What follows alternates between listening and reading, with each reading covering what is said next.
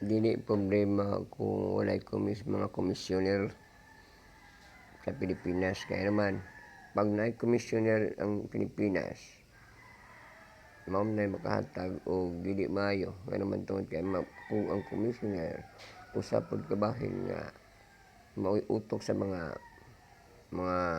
anomalya. So, dapat lang kahit na basta isa magmamasi, wala na kauna. Wala may komisyoner during the time of sa papa ni BBM Marcos. Wala komisyoner. Dili kinanglan nga naay komisyoner. Unsam na ng utok na sa presidente day.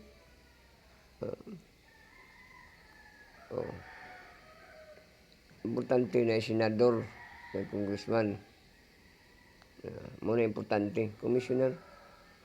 Dapat ko una para ang budget mapadulong sa tama nga mga lugar. Gusto na tama na wala problema na. Dili na problema. Gihimong issue na nila nga naman sa mga gusto magunit sa posisyon. Katong mga tao ba nga dalo sa posisyon ba? Mga hangul, usog ug mga warta. Dili na. Walay komisyoner, masinso niya po ng Pilipinas. Basta na presidente nga magdala o na congressman o na ay senador.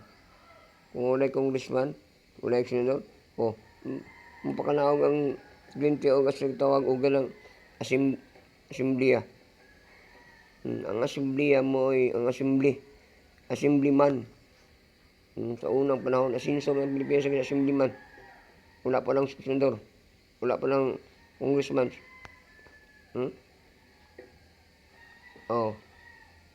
Assemblyman lang.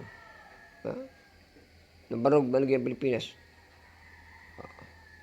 Tungod kay inyo na naghimo na nyo ng isyu. Hadlok mo.